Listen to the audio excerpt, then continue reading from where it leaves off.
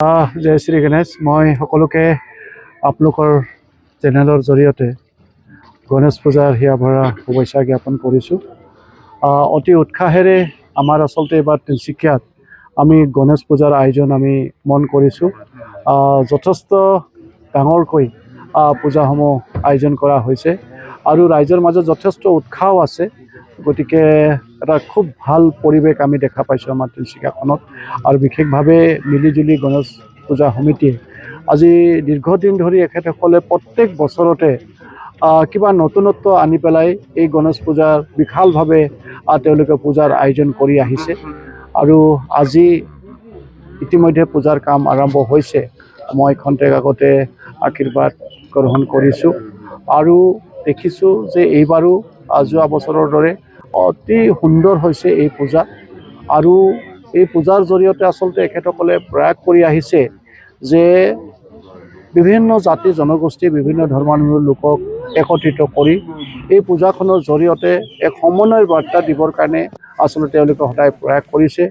আৰু যিসকল উদ্যোক্তা আছে তাতো আমি দেখিছোঁ সকলো জাতি জনগোষ্ঠীৰ মানুহে একত্ৰিত হৈ পেলাই অন্তৰখনে এই পূজাখনত তেওঁলোকে আয়োজন কৰিছে। তো গতিকে যিহেতু মোৰ ঘৰ ওচৰতে মোৰো এটা দায়িত্ব আছে এখন পূজাৰ প্ৰতি, গতিকে সেই হিচাপতে মই আহিছোঁ আৰু আশা কৰিছোঁ যে এনেধৰণৰ পূজাৰ জৰিয়তে আমি আচলতে সমন্বয়ৰ বাৰ্তা দিয়াৰ লগতে আমাৰ সমাজখনক সমন্বয়ৰ জৰিয়তে বান্ধোনৰ জৰিয়তে আমি যাতে আগবাঢ়িব পাৰোঁ আৰু সকলোৱে যেতিয়া আমি মিলি এনেধৰণৰ কিবা ভাল কামত যেতিয়া আমি লিপ্ত হওঁ তেতিয়াহ'লে নিশ্চিতভাৱে তাত এটা ভাল বাৰ্তা দিয়াৰ লগতে এখন শক্তিশালী সমাজৰো নিৰ্মাণ কৰাৰ ক্ষেত্ৰত নিশ্চিতভাৱে আমি সফলতা অৰ্জন কৰিবৰ কাৰণে সক্ষম হ'ম। গতিকে এই তিনিচুকীয়াখনত আমি জানো যে বিভিন্ন জাতি জনগোষ্ঠী বিভিন্ন ধৰ্মাৱলম্বী লোকে একেলগতে আমি আগবাঢ়িছোঁ, একেলগতে আমাৰ দায়িত্ব পালনৰ জৰিয়তে তিনিচুকীয়াখনক আগুৱাই লৈছোঁ। ইয়াত থকা প্ৰত্যেকটো জাতি জনগোষ্ঠী প্ৰত্যেকটো ধৰ্মাৱলম্বী লোকৰ অশেষ অৱদান আছে তিনিচুকীয়াখনৰ প্ৰতি।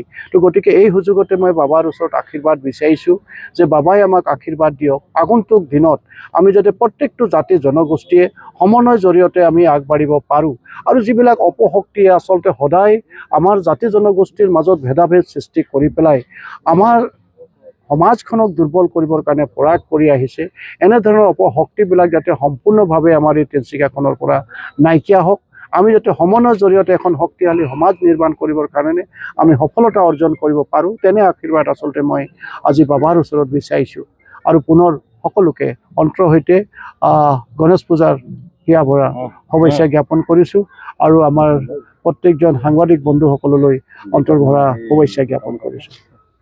প্ৰথমতেতো আপোনালোকক বহুত বহুত ধন্যবাদ জনাইছোঁ যে আমাৰ এই পূজাভাগ আপোনালোকে গোটেই সমগ্ৰ অসমত তথা ভাৰতবৰ্ষত আপোনালোকে দেখুৱাৰ বাবে। আৰু আমি বিগত 1997 চনৰ পৰা এই পূজাভাগ আমি কৰি আছোঁ।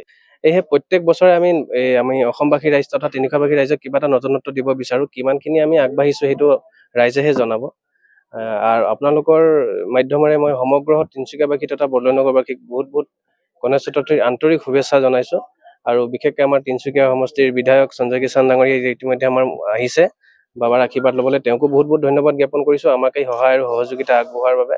যিসকল ভক্ত আহিছে চবকে আমি কওঁ যাতে পূজাভাগ অঞ্জলি বা প্ৰসাদ লৈহে ইয়াৰ পৰা তেওঁলোক ঘৰলৈ যায়। এইবাৰ থিম মানে বিশেষকৈ আমি যোনটো আপোনাৰ পূজা মণ্ডপটো আছে দেখিছে, হাতীৰ এটা যোনটো মাথাটো থাকে, বিশেষকৈ গণেশৰ লগত হাতী জড়িত যিহেতু আমি ভাবোঁ, সেয়েহে আমি এইটো সৰু সুৰাক এটা চেষ্টাহে কৰিছোঁ। আৰু যোনটো যোৱাবাৰ আমাৰ মহাপ্ৰসাদ ভোগটো আছিলে 121 কেজি, এইবাৰ আমি 151 কেজি মহাভোগ প্ৰসাদটো দিছোঁ। আৰু সেই মহাভোগ প্ৰসাদটো অহাকাইলৈ সকলো ৰাইজৰ মাজত বিলাই দিয়া হ'ব। তিনিচুকীয়াবাসীক আমি এইটোৱে ক'ম, এবাৰ আহক আমাৰ মিলিজুলি পূজা সমিতি পূজা পেণ্ডেলত, এবাৰ আমাৰ বাবাক দৰ্শন কৰক, বাবাৰ আশীৰ্বাদ লৈ যাওক আৰু লগতো আমাকো তেওঁলোকক অলপ সেৱা কৰাৰ এটা সুযোগ কৰি দিয়ক।